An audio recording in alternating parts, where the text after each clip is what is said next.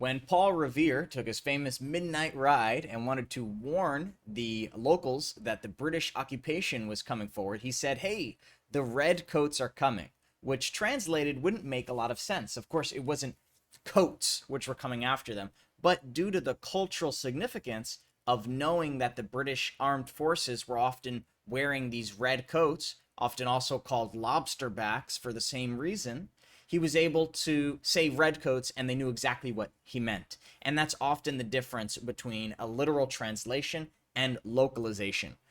That's an example from history, but there's a ton of examples from video games, which we're just about to jump into.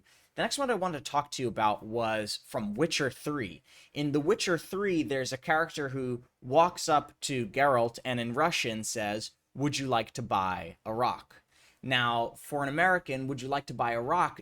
doesn't make much sense, but maybe you would understand it if he said something like, "Would you like to buy this knuckle sandwich?" Because a knuckle sandwich in America means getting punched in the face. Similarly, to buy a rock in Russia, if somebody says that, it means give me all your money, or I'm going to take this rock and I'm going to punch you. I'm going to slap it in your face until you die, and then I take your money anyway. Right? So this idea of "would you like to buy a rock" is another example of where a literal translation wouldn't have worked. We needed to localize it, which means to take into context the cultural significance of these words, whether it's, knowing that the armed forces of the military wear red on their backs, or it's, this idea of like the Soviet Union. We don't need to go into the origin of that, but basically that term came from, just after the fall of the Berlin Wall, there was like refuse and debris all over, and the idea was that you could just pick up a rock, and if you were poor, you would try to offer that to sell. And, if you can't sell it, then you're going to become a criminal. So with way too much detail, here's another one very similar to the British. In Escape from Tarkov, they say "kapka" if they see your character. Kapka means baseball cap. Now, they're not saying that they see a baseball cap necessarily, but again, the cultural significance in that in Russia is they will call the armed forces baseball caps because in their uniform, they'll always wear a baseball cap. So it's the same exact thing as the red coats. But here, again, you need to know that cultural significance. Otherwise, this guy's just saying baseball cap whenever he sees an enemy. You got to put those two together. So there's a lot of other examples we can go into. There's one famous example I haven't seen personally, but with this game where whenever they would not shoot whenever they would miss the target, they would say "a young woman," because "miss" in English can translate to a young woman who's unmarried. So that's another silly example, perhaps.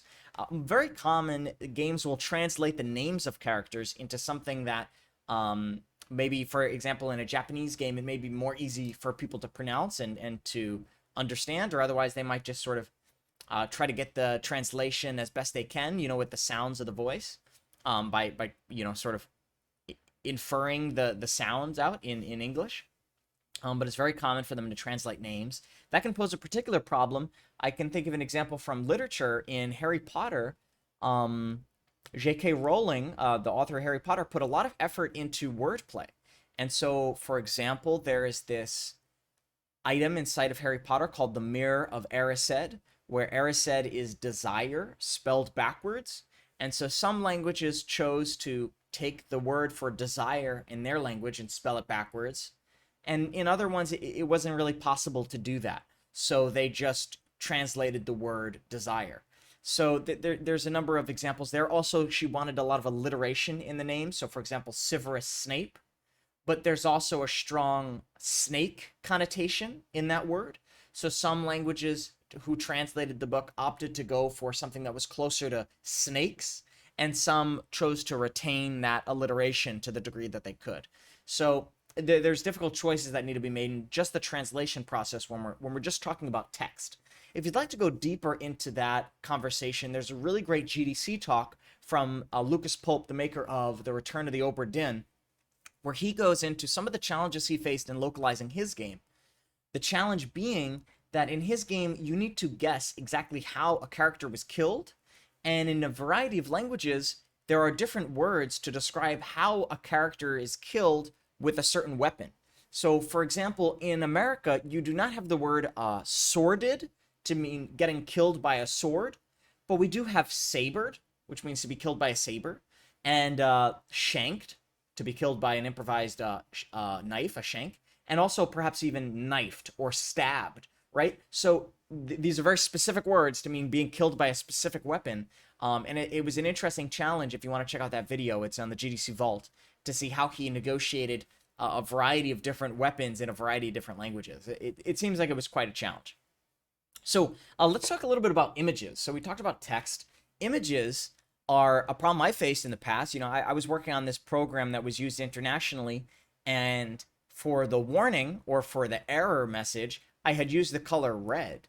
However, in Asian cultures, particularly China, red does not mean warning or error. Red means lucky. So that can have a very different connotation if you say this is the lucky button versus this is the error or warning button, right? So that's something for you to consider. You know, how is that relationship going to happen, right? So for example, uh, that's just for colors, right? But another factor that I often see is for in localization, you're often selecting the language of a certain program. And so the best way to do that is always by selecting the name of the language from a drop-down list as displayed in its localized format. So for example, Spanish should not be on the drop-down menu, right? It should be Español, so that the person who speaks Spanish can properly select that. But perhaps the worst way to do it is by showing the flags of each language, which I have seen many times before. I think there's a good website called flagsarnotlanguages.com, which describes the differences a little bit. But I remember I was sort of got in trouble by the international community when I made that app, because this is very offensive for some folks to have their language displayed as a flag. For one purpose that may be more sentimental is, you know, it may be offensive, like if you're speaking English, to see the Union Jack from British when you're maybe an American or maybe a Canadian. Or maybe in the case of Portuguese, why see the flag of Portugal when Brazil, a lot of people speak Portugal as well. But even just from a practical standpoint, there are countries like China which have very varied language differences within the country. So, for example, there's a variety of different languages that people speak in China and only in China. But should all of those flags just show the Chinese flag? Similarly, in Spain, that's a very big country where people may inside of it speak Catalan, right? Which is known really just for Catalonia. But are you going to make a special exception and have the Catalonian flag there? It just really doesn't make sense to do this. So this is another example of sort of the difference of culture when it comes to language and localization. A more direct example, we've all seen this one probably, is just with blood. There is a variety of rules and regulations with respect to, with the ESRB and with PEGI, with respect to how you can represent blood in a game. And often those rules can change a lot if the blood is just not red. If it's not red, or maybe it's just black or green goop, then often the rules will change. And so maybe part of the localization process to get your game reviewed at the stage that you want so that it can be available to the widest audience possible, you might do something like change the color of the blood. That's certainly been done before.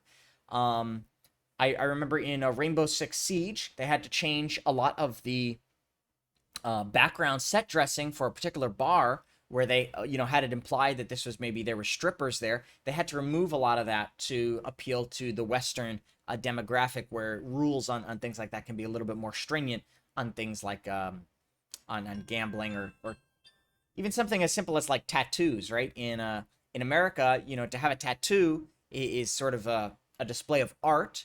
Of course, it depends where it is, right? It may be something more austere. If it's on the face, a tattoo on the face probably means something different in our culture versus maybe a culture in Africa where that's commonplace. But in Japan, there's a very strong connotation that Japanese tattoos denote a criminal. So that's something to consider as well. If your character has tattoos, maybe you don't want them to have tattoos in the Japanese game unless you specifically want to imply that they are perhaps have a criminal past or something like that. So that's another factor. Other factors are just, from the cultural experience of a country. So, for example, in Germany, you can't have Nazi flags in games, right? You can have a Nazi flag in pretty much any country except for Germany. Ironic, perhaps, because that's where the Nazis were from.